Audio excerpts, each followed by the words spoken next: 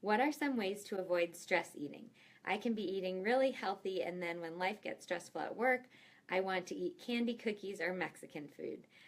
Mary, I hear ya. Trust me. I always like to say that being a stress eater or an emotional eater is kind of like a badge that you wear for the rest of your life.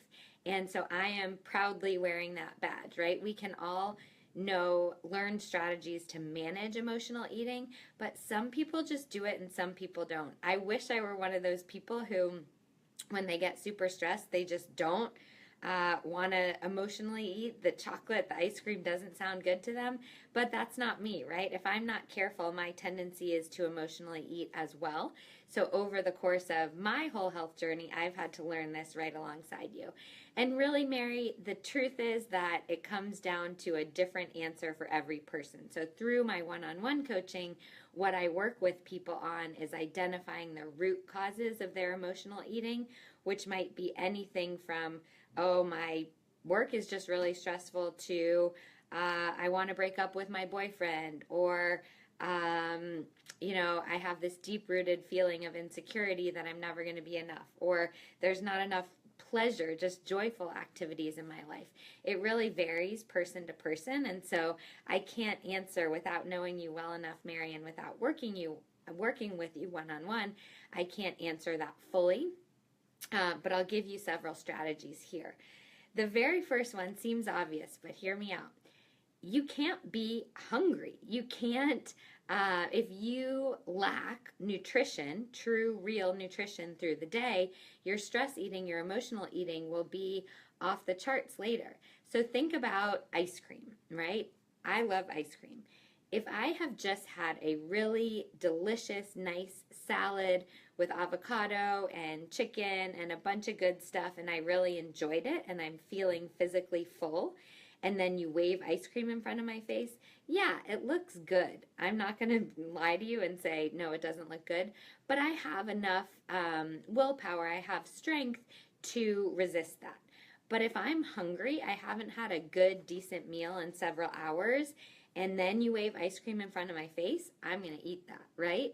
Not saying that you have to be eating constantly and have tons of meals all day, but know that if you're not filling your body with good quality nutrition during the day, especially with a balance of healthy fats, which is the best macronutrient to keep your blood sugar stable and to keep you full for a longer time, then when you're faced with temptation or when stress hits or whatever, it's much more likely that you're going to give in to that temptation. So definitely prioritize balanced nutrition throughout the day, particularly healthy fats.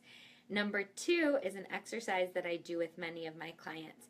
When you feel the temptation to emotionally eat, you just have to write one word, which is the emotion that you're feeling. It might be stress, overwhelm, I'm anxious, lonely, guilty, sad, depressed, tired, whatever, hungry maybe, but you want to name that one emotion and write it down. So I give my clients these green journals, and oftentimes they have to write their one emotion in there. This works for several reasons. Number 1, all you're trying to do is make the connection between the emotion and the emotional eating. When we're emotionally eating, our hand is just like in the bag of M&Ms without even realizing it. We're not sitting there thinking, oh, I'm emotionally eating because I feel guilty that I forgot to pick my daughter up from school today. We're just thinking, chocolate, good. And we get that rush of sugar, we get rush of endorphins, things like that. Our body says, yes, we like M&Ms, so give me more M&Ms. If we can make that connection between the actual emotion we're feeling and the behavior, then we can slowly develop the muscle to break that connection. Number 2, you have the opportunity to say, okay, if I'm feeling lonely, the bag of M&Ms is really not solving it. So part 2 is ask yourself what you can do to alleviate that feeling. If you're feeling lonely, maybe you call a friend. If you're feeling stressed, maybe you make a list of all the things that are on your mind, that are on your to-do list. And one person who I can't remember suggested to me, once you make your to-do list, exhaustive list, the bottom third, just tear it off and throw it away. Doesn't have to be done. That's what's on our mind that doesn't really have to get done. The middle third, save it for the next day. The top third, that's what you have to get done. And this strategy really helps me. Of course, there are exceptions, but that's one way to help combat the stress. If you're feeling guilty, go apologize. Whatever you're feeling, try to find a healthier way to relieve that emotion as opposed to food. But write that one word, name the emotion, challenge yourself to do it, and just get that realization that you are emotionally eating, and then you can strengthen the muscles not to do it. And last tip for you, Mary, is set your physical environment up so that you're not confronted by that stuff. I don't know where you work, Mary, but I can't imagine, unless you work in a Mexican restaurant, that there's like tons of Mexican food already ready waiting for you to go. Maybe you work next to a Mexican restaurant, or maybe you do work in a Mexican restaurant. I don't know. But for me, if I'm working, let's say, on my kitchen counter where there's a bunch of food right next to me and I get stressed out there, then that doesn't set me up for success, right? I have a lot of food within literally arm's reach, and that's not great.